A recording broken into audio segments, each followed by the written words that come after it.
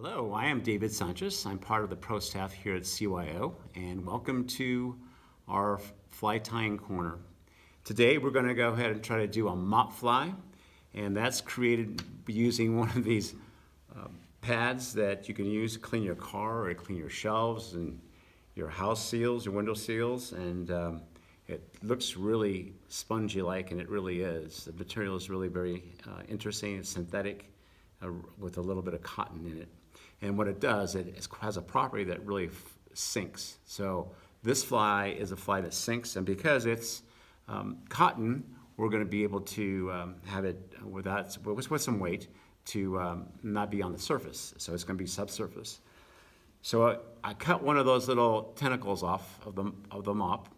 I'm going to go ahead and insert a bead into the hook using the point and the small portion of the bead, the opening, and slip that bead right over the top, and then I'm going to secure it in the vise like so. Then I'm going to take some thread. This is an olive color and olive dun, and I'm going to go ahead and take the thread and wrap toward the eye and then back, and so therefore I will secure the thread right to the shank of the hook. I'll take my scissors and I'll trim like that, and we're ready to go. So what we'll do as a tentacle of material is we'll go ahead and create a tail, if you will.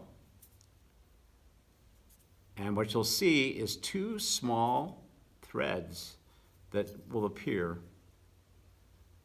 And what we're going to do is we're going to take this. Normally you tie everything in this direction, everything toward the back. But I want to show you something. What we're going to do is we're actually going to secure this tentacle, if you will, or this mop. And we're going to go ahead and try to tie it right close to the bead, about a 1/4 inch, maybe the size of the bead, back. And so what I'm doing now is I'm actually tying down those threads and creating almost an invisible appearance on the shank. There's some, here we go. And then what I'm going to do now is I'm going to continue going straight up toward the eye of the hook. And I'm going to wrap it back now. I'm going to go right over the top of that. And now what you're going to see is this ability to not only secure this down into the thread and then on the shank of the hook, but now I'm going to build up this dam, and I'm going to create now the appearance of an almost floatable belly or body of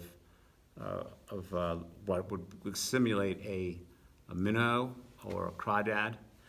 Then we're going to take this very interesting material. It's called ice dub, and it's golden ice dub, and we're going to take a little bit of that, and we're going to go ahead and spin it onto the thread. Maybe we could show that.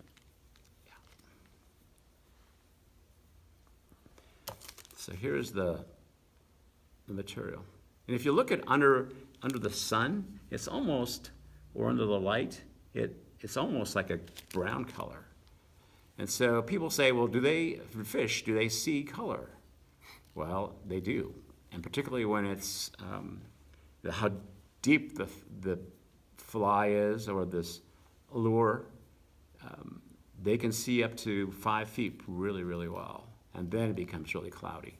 So colors like red and yellow, they see very well. Purple is another color, and as blue is another color. So all of these materials we're using for our family of CYO, the core, you can buy them at the store, at a local store, or you can also, come to one of our classes and be able then to participate, and that is one of our core words, participate in the activity of making your own flies and then using those flies to go fishing. Now what I'm going to do now is we're going to take this feather that I've actually cut out some barbels from the stem, and what I'm going to do is I'm going to secure that now with a thread, because what's going to happen is that thread is going to go on those barbels and it's going to stick really well, and then you won't be able to pull it out. Sometimes flies are made and they disintegrate because people haven't been properly trained. I was lucky enough to be trained by a master tyer, and he would do all the small details. And so in participating with me, or I with him actually, I've been able to pick up a lot of just little tricks of the trade. And because of my ability to be a student and participate as a student, I got to learn. And I think it's really important. Learning is very important. So when we participate, not only do we actually do the activity that we're involved in, but we also learn for the future. And then I'm going to take that. What I did is I took a feather, a brown feather, and I secured it and made about 4 or 5 turns. And now I've already tied it off by going over a couple of times already. I can do it again, you'll see. And then I'm going to take the scissors and I'm just going to go right to the point where I topped it off and cut it right there. And so now we have the beginnings of this kind of a streamer, this crayfish. It's an imitation of a lot of things. And I'm going to take the thread now and I'm just go ahead and kind of secure it, make it look going back, kind of fanning back just a little bit. Then I'll take the whip finisher, let out a little bit of thread, and we're going to go ahead and secure our fly. This is our Picasso signature here. When we get to tie flies, our signature is our whip finish. And so we are finished with the fly. I'm going to do another whip finish.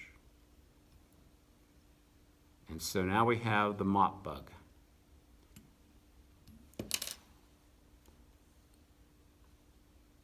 Take the scissors,